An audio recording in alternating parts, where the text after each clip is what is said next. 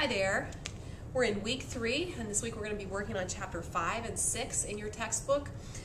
The lab that we're going to talk about today isn't really covered in the lab manual that's supplied with your CD in the lab kit. So I'm going to give you some information on Blackboard. I'm going to post a little document that has some questions, and you can use your textbook. And today we're going to start with chapter 5. So chapter 5 and 6 do go together. Chapter 5 is heart and blood vessels, and then chapter 6 is going to be the blood itself. So as we always think about these systems, and this organ system is fairly complicated, collectively we call this the cardiovascular system.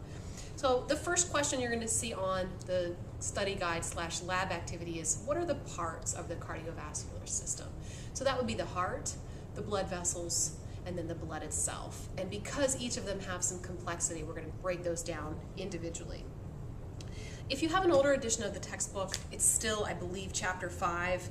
In the current edition, it's page 91 that you would begin on.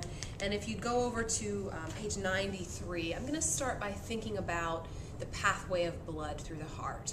So I think most people are pretty familiar with blood and the idea that blood gets pumped by the heart, and maybe you even have a pretty good sense of the function. But if we start to kind of accumulate the functions of the cardiovascular system, we'd probably say the main function is transport. The heart is pumping, the heart is really pushing the blood through the heart and then out to the body, back to the heart. And in fact, it's in 2 circuits. And as we move through this chapter, you'll see the 2 circuits are what we call the pulmonary circuit, from the heart to the lungs and back to the heart, and also the systemic circuit, from the heart to the entire body, everywhere except the lungs, and back to the heart. And it's really one giant loop. So I think that's sort of surprising to people when they find out it's really just one giant circle. Blood is always moving in one direction, and that's because of the work and the effort of the heart. So in thinking about that effort of the heart, we need to think a little bit about the structure. And I remind you, if you remember from our muscle tissue, the 3 types of muscle tissue, I'll remind you the heart is composed of cardiac muscle. In fact, the name comes from the fact that it's found only in the heart. Cardiac muscle, you might remember, is striated. So you see little hash marks, the actin and myosin that you would find sort of lining those muscle fibers. Cardiac muscle is branched. So instead of being perfectly side by side, you see a lot of branching. You see these little finger-like projections we call intercalated discs. And cardiac muscle is sometimes called myocardium when we think about the heart itself. So as we look today at the heart and the blood vessels and the blood, I'll be trying to point that out in some of the models that we have of the heart. Okay, I mentioned one of the functions of the cardiovascular system is transporting or pushing the blood around the body. One of the other important components of that would be the idea that that blood is supplying oxygen to your cells, and that oxygen is necessary for cellular respiration, as you learned about in the previous chapter. You're also going to pick up wastes in the blood and figure out how to get rid of those. So the cardiovascular system will work with other body systems, urinary system, for example. The kidneys would be filtering the blood, and many other body systems. So as we begin and think of systems, it's sort of hard. We haven't talked yet about urinary, so it's hard to make those connections. But after the last few weeks of the semester, you'll be able to kind of tie all these things together and think of homeostasis. Okay, some other functions of the heart then, and these would be kind of related to the integumentary system, regulating body temperature. Think about what happens when you get really hot. Your blood vessels dilate, you get very kind of flushed in your appearance. That's allowing the heat to escape from your body near the surface. Along with that, of course, you'd be doing things like sweating. But vasodilation, which is just blood vessel increase in diameter, vasoconstriction would have the opposite effect. If you're freezing cold, you kind of get pale, your blood vessels constrict, and that's going to help conserve your heat. So, major functions for the cardiovascular system would be pumping blood, allowing the gas exchanges and nutrient and waste exchanges at the cells, and then these other maybe less obvious functions like regulating body temperature and regulating blood flow itself. And we use this as a measure of health. You've probably all had your blood pressure taken, maybe taken your own pulse, and that sort of thing. So this is a difficult approach. It's always hard to start in one spot because you have to learn about all the things sort of simultaneously. The way that your book approaches it is to start with the blood vessels. So I'm going to give you a little overview. I don't really have a diagram or a model for this, but if you use page 93 in your textbook, I'll just hold this up. You don't need to see the text. Don't worry about that. You can look at the book itself, but I want you to try to find the diagram that gives you a cross-section of the blood vessels.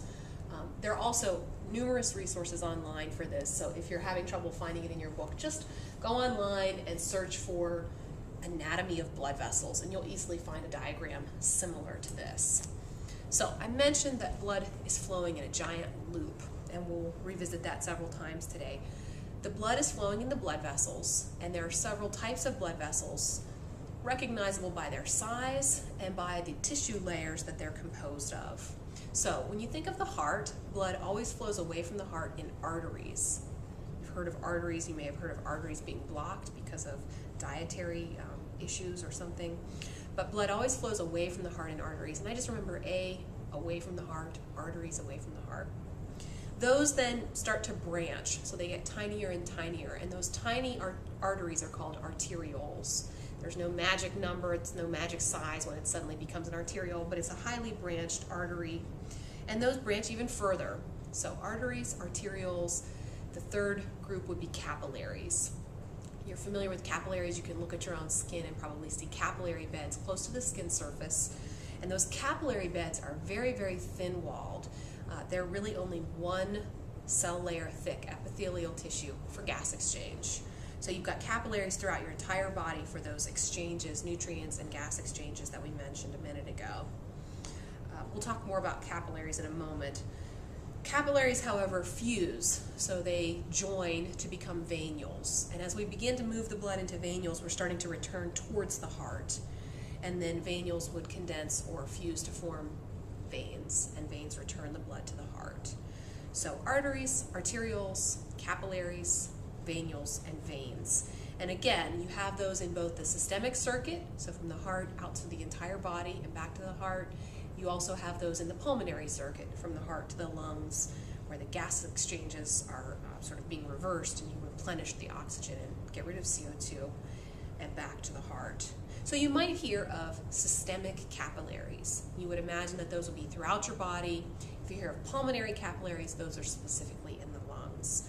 And from now on, your book will try to differentiate between those, so it's important that you think of those two circuits as we move through this material. The other way you can recognize those different arteries and veins is related to the structure of the wall itself. If you're able to perform a cross-section of those blood vessels, you'd see that the arteries and arterioles have a lot of muscle regulating the blood flow. They really have to do the job of regulating blood pressure. The heart is pumping about 70 times per minute, and the arteries and arterioles have to manage that blood flow and make sure it doesn't just sort of get released instantaneously, but regulating it. So they have a lot more muscle in their walls. The veins don't have so much muscle because by the time the blood has moved into the veins, blood pressure really isn't moving. It's not the force moving the blood in the veins. But instead, the veins have valves, and those valves would prevent the backflow of blood. You might be familiar with broken valves. If you've ever heard of varicose veins, that's when the valves have kind of weakened, maybe if you stand a lot or if you do a job where you're on your feet quite a bit and stressing those valves, it can lead to damage and pooling of the blood. So for now, I just wanted to make sure that you understood the pathway of blood.